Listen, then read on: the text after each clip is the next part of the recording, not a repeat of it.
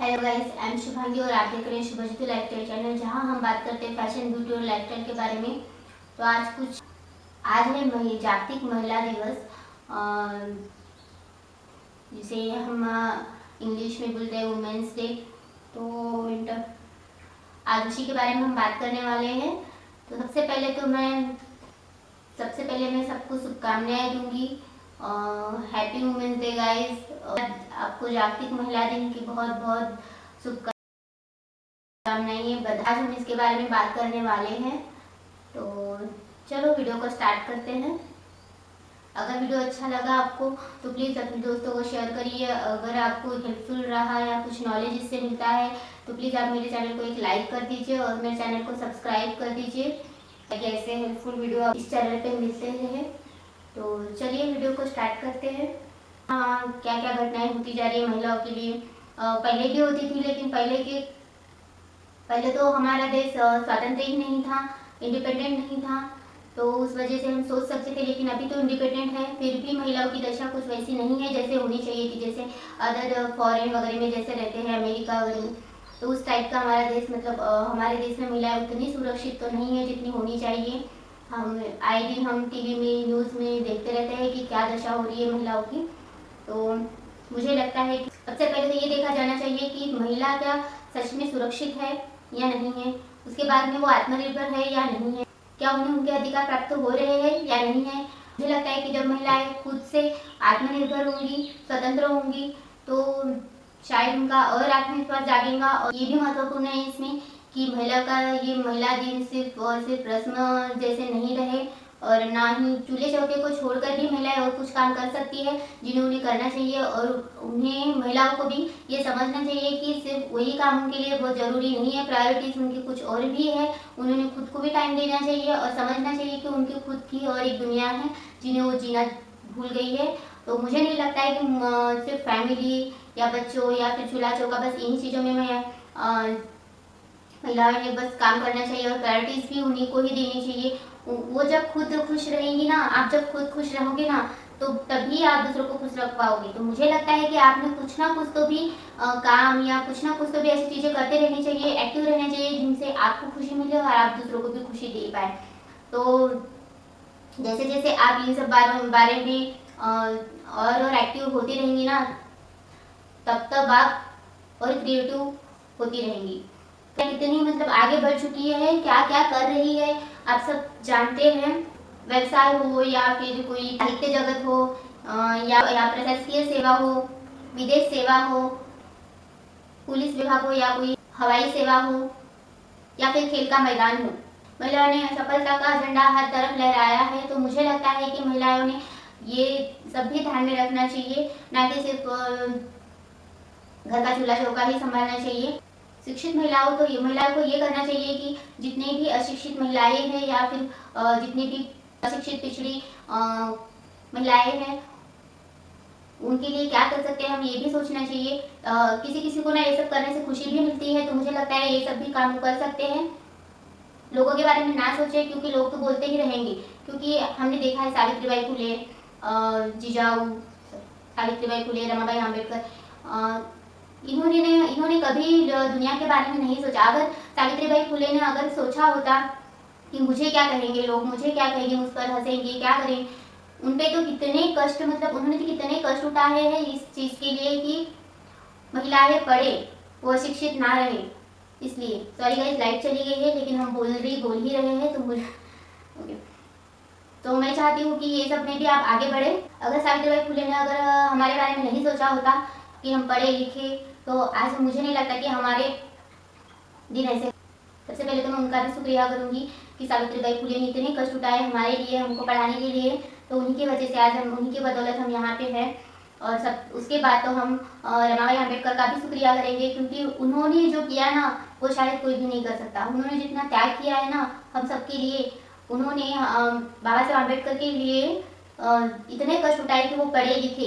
क्यों? क्योंकि वो हमारी भी ज़िंदगी सुधार सके। उन्हीं की वजह से हम आज यहाँ पे हैं। हमें इतने अधिकार मिल चुके हैं कि हम अधिकारों की बदौलत हम कुछ भी कर सकते हैं और हम कहीं भी खड़े हो सकते हैं। वरना हमारी तो इतनी ये भी नहीं थी कि हम किसी के बाजू में खड़े हो सके, किसी के साथ बैठ सके।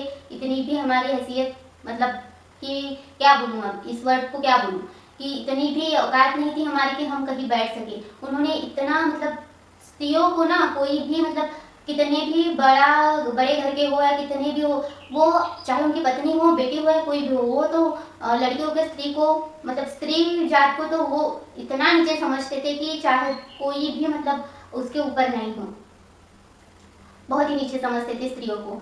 लेकिन बाबा साहब अम्बेडकर ने इतना ऊंचा उठाया है हम लोगों को, इतने अधिकार दिलाए हैं, हमको इतने कष्ट दिए जाते थे तो उन सबसे हमें दूर किया है, हमें उसके अधिकार दिए हैं कि हमारे साथ में उतना बुरा ना हो, क्योंकि उनके फैमिली के साथ में भी वैसे होते थे, उन्होंने देखा है होते हुए, तभी उन्होंने हमारे लिए इतने कष्ट उठाए और हमको इतने अधिकार दिए हैं। तो उनका भी शुक्रिया इसमें होना चाहिए। और हर जगह पे तो मुझे लगता है इतने त्याग किए हैं रमाबाई अम्बेडकर ने भीमराव अम्बेडकर को बनाने के लिए, ताकि वो सब हमारी ज़िंदगी सुधार सके, हम सबको बना सके। तो उनका भी यहाँ पे शुक्रिया होना चाहिए। मुझे लगता है कि स्त्रियों ने सिर्फ अपने ही बारे में नहीं सोचने, सिर्फ और सिर्फ दूसरों के ही बारे में नहीं सोचना चाहिए। कुछ चीज़ें होती है जो अपने बारे में भी होती है। तो हम क्या करते हैं ना, हमारी शादी हो गई है तो हम बस घर और चूल्हा चौका बच्चे वगैरह यही में हमारी दुनिया हो जाती है। या फिर अगर कोई स्त्री जॉब करती है ना, कोई महिलाएं, तो बस उनकी जॉब वगैरह वही रहती है। लेकिन वो ये भूल जाती है कि उनकी भी कुछ और दुनिया है, उनको खुश रहने के लिए कुछ जो भी जरूरी होते हैं वो सब नहीं कर पाते हैं, क्योंकि उनको लगता है कि हम बहुत इन सब में बिजी हैं। लेकिन कुछ उनके सपने होते हैं ना, उन्होंने वो सपनों के लिए जीना चाहिए, कुछ तो टाइम अपने लिए निकालना चाहिए कि वो जो सपने देखे थे उन लोगों ने, कि वो पूरा कर सकें। क्योंकि हमको इतने अधिकार इन लोगों ने दिए हैं, तो मुझे लगता है कि ये सार्थक भी होना चाहिए। चलो कुछ बातें बताती हूँ मैं इन सब के बारे में, कि इतने बड़े बड़े आपने हिस्ट्री में पढ़ा होगा कि कितने बड़े बड़े मतलब कार्ल मार्क्स वगैरह जो भी जिन्ना एंड स्वामी विवेकानंद लोगों ने महिलाओं के बारे में क्या कहा, ये हम देखते हैं। सॉरी गाइस, शेर ने कहा है कि महिलाएं एक समाज की शिल्पकार होती है। कमेंट में बताइएगा जितनी भी मैं बातें बता रही हूँ वो सब सच है या झूठी है। आप खुद मतलब ऐसे ही सोच के मत बताइएगा, आपने अगर पढ़ा होगा तो उसी के बदौलत आप उसी के इससे आप बता सकते हैं कि बातें सच्ची है झूठी है। कमेंट में बताइए। और वीडियो कैसा लगा है और ये सुविचार आपको कैसे लगे वो भी बताइए। तो मोहम्मद अली जिन्ना ने कहा है कि देश यश के शिखर पर तब तक नहीं पहुंच सकता जब तक कि उसकी महिलाएं उसके कंधे से कंधा मिलकर न चले। मोहम्मद अली जिन्ना ने पुरुष अपना भाग्य नियंत्रित नहीं कर सकते, उसके जीवन में मौजूद औरत अपने गुणों से उसके लिए भाग्य निर्माण करती है। ये कहा था कार्ल मार्क्स ने। आप जानते हैं ना कार्ल मार्क्स कौन है? हम प्राचीन भारत की नारियों को आदर्श मानकर ही नारी का उत्थान और सशक्तिकरण कर सकते हैं, ये कहा था स्वामी विवेकानंद जी ने। स्वामी विवेकानंद जी को कौन नहीं जानता, सब जानते हैं। तो बताइए, इन सब बड़े बड़े क्या बोलते हैं महापुरुषों ने इतनी अच्छी अच्छी बातें की है, लेकिन फिर भी इंडिपेंडेंट अभी हमारा देश हुआ है, फिर भी महिलाओं को उतनी तो मुझे नहीं लगता कि हर चीज से बढ़कर अपने जीवन की नायिका बनिए, किसी का शिकार नहीं। यानी कि हमको महिलाओं को इतना मजबूत होना चाहिए कि हमारा कोई शिकार ना कर सके। एक रानी की तरह सोचिए, रानी असफलता से नहीं डरती क्योंकि वह एक सफलता की सीढ़ी है। ओपरा विनफ्रे ने कहा था ये बात। नारी ही परिवार और समाज के केंद्र बिंदु है, ये कहा था स्वामी विवेकानंद जी ने। कितनी अच्छी बातें बताई है स्वामी विवेकानंद ने, कितने अच्छे सुविचार उन्होंने लिखा है नारियों के बारे में। चलो देखते हैं अंतरराष्ट्रीय महिला दिवस की शुरुआत कैसे हुई थी, कब हुई थी, इसके बारे में। 8 मार्च को मनाया जाता है ये दिन, जागतिक महिला दिन को इंटरनेशनल वुमेन्स डे बोलते हैं। इस दिन महिलाएं ना खुलकर जश्न मनाती है, और मनाए भी क्यों ना। आज महिलाएं पुरुषों से कम नहीं है और नहीं समझती है कि महिलाएं अपने सपनों की उड़ान भरने में यकीन रखती है। हालांकि कई लोगों के मन में इस दिन को लेकर बहुत से सवाल आते हैं, जैसे क्यों मनाते हैं ये दिन 8 मार्च को ही क्यों मनाते हैं 8 मार्च को ही जागतिक महिलाएं दिन? इस दिन का रंग क्या है, मतलब क्या है, इसकी जरूरत ही क्या है? मैं बताऊंगी आपको कि इस दिन की कुछ बातें। सन 1917 में कुछ युद्ध हुआ, उस युद्ध के दौरान कुछ हड़ताल मच गई थी, उसे औपचारिक रूप नहीं दिया गया था। हालांकि जब रूसी महिलाओं ने रोटी और शांति की मांग में हड़ताल की थी, उस हड़ताल के 4 दिन बाद राजा को अपना पद छोड़ना पड़ा, अपनी कुर्सी खाली करनी पड़ी, क्योंकि महिलाओं ने उन्हें मजबूर कर दिया था वो हड़ताल कर और मजबूर होकर अंतिम सरकार ने उनको वोट देने का अधिकार दे दिया। वो हड़ताल ना 8 मार्च को शुरू हुई और वह तारीख बन गई अंतर्राष्ट्रीय महिला दिवस। इसीलिए ये 8 मार्च को अंतर्राष्ट्रीय महिला दिवस करके मनाया जाता है। तो चलो देखते हैं कि कैसे इस दिन की शुरुआत एक आंदोलन से हुई थी। साल 1908 में आप जानते हैं 15,000 महिलाओं ने एक कार मार्च निकाला था, इसलिए कि कम घंटे बेहतरीन सैलरी वोट देने के अधिकार के लिए। इन सब की मांग करते हुए उन्होंने एक कार मार्च निकाला था, एक आंदोलन। अमेरिका के सोशलिस्ट पार्टी ने पहले राष्ट्रीय महिला दिवस की घोषणा की थी। ये थी क्लारा जेटकिन एक कम्युनिस्ट और महिलाओं के हक और अधिकार के लिए लड़ने वाली वकील थी। वो क्लारा ने ही अंतर्राष्ट्रीय दिवस का सुझाव दिया था। सन 1911 में पहली बार ऑस्ट्रेलिया में वुमेन्स डे मनाया गया। डेनमार्क, जर्मनी और स्विट्जरलैंड में मनाया गया था पहली बार अंतर्राष्ट्रीय महिला दिवस। वही साल 1975 में चीजों को अधिकारियों के रूप में संयुक्त राष्ट्र ने इस दिन को मनाना शुरू किया था। वैसे तो समाज आज काफी आगे चला गया है, काफी आगे निकल गया है, लेकिन महिलाओं के हक की लड़ाई ना आज भी जारी है।